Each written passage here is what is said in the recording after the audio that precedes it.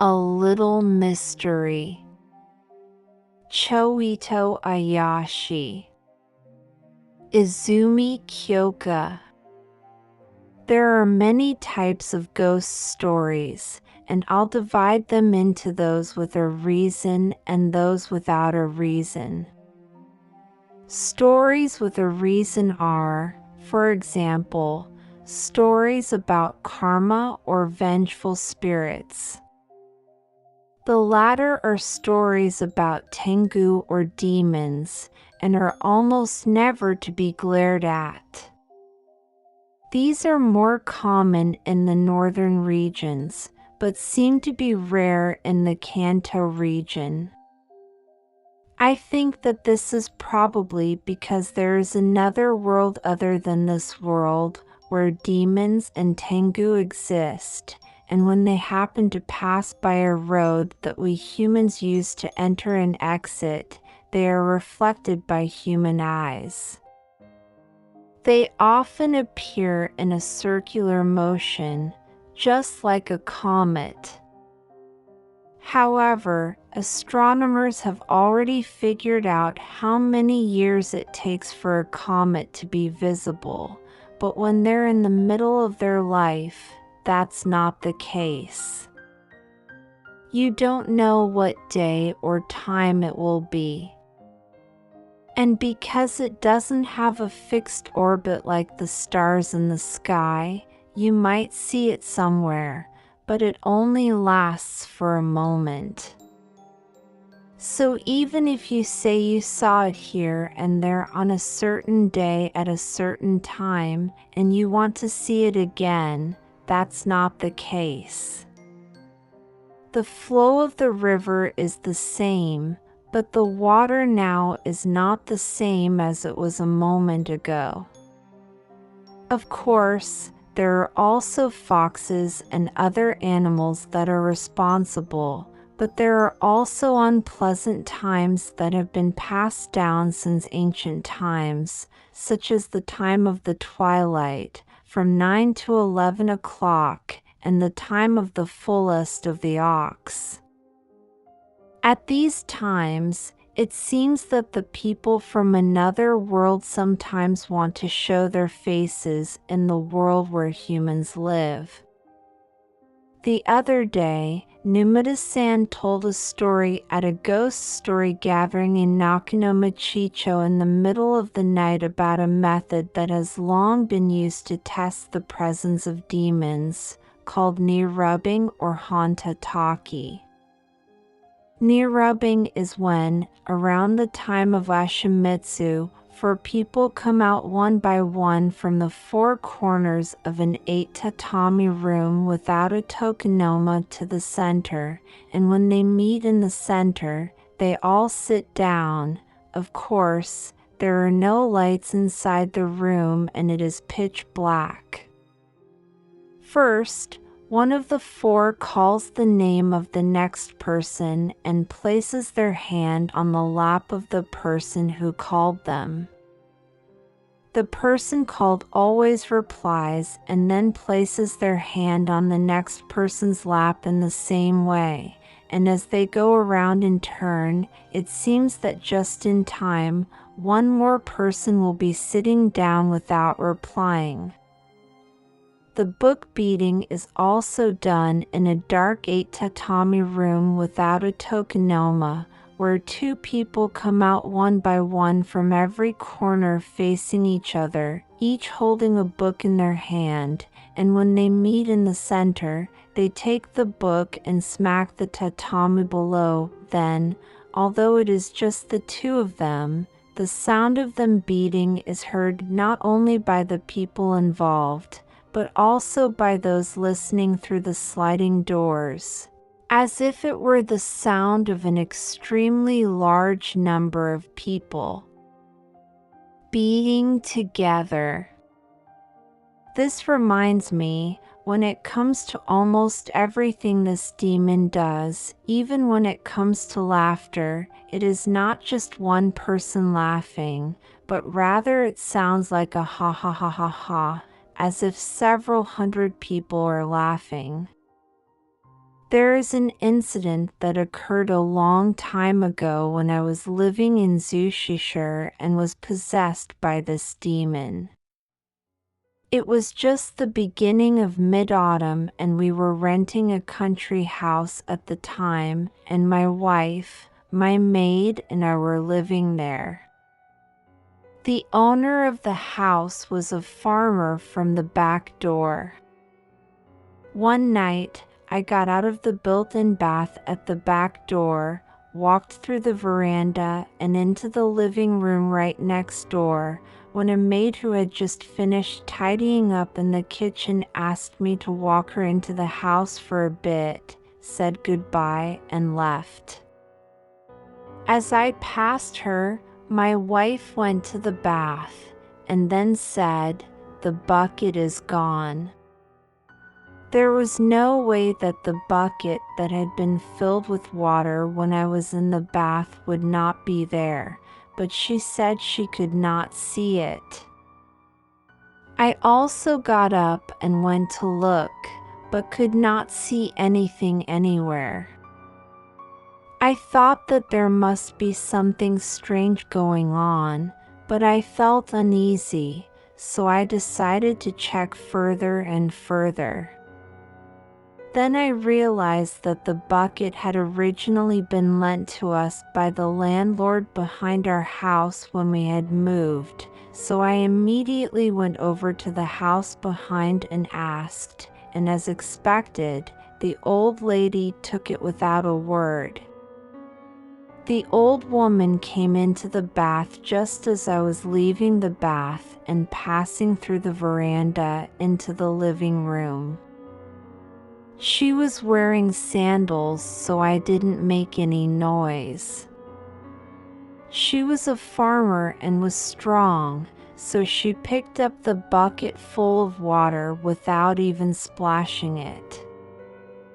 She was carefree and didn't ask for it because it was hers, so she just took it away without saying anything. There's nothing strange about this, but if we don't check carefully, something strange could happen. Even in such a case, if the timing is mixed up, a very strange phenomenon can occur. However, this is by no means the work of the devil as mentioned before. It's just a strange story that came from a certain occasion. From now on, I'll talk about the usual strange thing that happens for no reason. This is also a story I heard from a neighbor when I was living in Zushi. The lady said that it happened in her own home when she was still a young girl. Her father lived in a house on the outskirts of Shizuoka, and for about 6 months a series of strange events began to occur. It all started in May, when 5 or 6 irises were blooming in the garden. One morning someone carefully picked the flowers and put them in a nightgown in the cupboard. At first, they just assumed it was some childish prank and didn't pay it any attention, but gradually the mischief escalated, and visitors' wooden clogs and umbrellas would disappear. When the owner was about to go to the government office, he would put a paper case on his desk, and while he was turning around to put on his clothes, it was gone. One time, an English-Japanese dictionary on the desk was cut into pieces lengthwise, widthwise, and height, and had something like a ring written on it in ink in a messy, badly written manner. The owner was also very annoyed, so he called the police. The policeman there thought that the family had a 7-year-old boy and that it was probably the boy's doing, and on one occasion they tied the boy to his mother with a rope, but the mischief continued. The most frightening thing was that one night a large group of people came and put all kinds of things into a big water jar next to the rain drainage hole, and then they all crowded around it, bringing a big rock and putting it on top of it, saying that it was so big that they wouldn't be able to move it, and before they could finish their sentence, there was a huge thud and the rock fell out of the water jar, and everyone's faces turned pale. At one point, there were footprints of some kind of animal on the eaves, and when we examined them, we could guess that it was an animal that could fit in and out of the space between the screen doors, but no one was ever able to see it. In the end, it became so dangerous that they had to put the lamps in the cupboard, and they had to move. At one point, the house became so popular that the crowds of visitors crowded the front of the house, and even a shop for selling things opened. There is a similar story in Bushu near Shirahama, where something similar to the previous story began. The house is located right in a valley, so they asked a hunter to keep watch on both mountains, but they couldn't see anything. However, strangely, when night came, they only saw the hunter with his companions. It was probably a dog, but it barked loudly. There was a girl who lived alone in the house, and she said that some strange animal sometimes came by. Similarly, there is a temple called Zenshoji in a place called Kazumaki in Amatsumura, Mugen, Ekizen Province. It is said that one day the villagers there caught a badger and killed it. And from that day onwards, fires began to spread throughout the temple, so the head priest became very troubled and gathered together the parishioners to keep watch. Just as he watched, the paper screens began to burn brightly. As he jumped to put it out, the flames engulfed the beams, and fire spewed out from the inner paneling. For approximately 7 days, they worked day and night, unable to sleep. However, in front of the temple gate, there was a candy store run by an old woman and her daughter of about 14 or 15. Someone saw the girl entering a storeroom in the temple grounds. Soon after, a fire broke out in the storeroom and they rushed to the scene, but that girl was burned down. They tried to torture her, but it turned out that she was in their house when the fire started, and it is still a mysterious story. The house in Shizuoka that I mentioned at the beginning also had a nanny of about 13 or 14 years old, and there is also one in Boso. The current house also has a daughter, and it seems that there is some kind of relationship between them and the girl of about 13 or 14 years old. I don't know what this is. In old stories, such houses are called Kuda houses and are feared. Kuda looks like a fox, but is not a fox.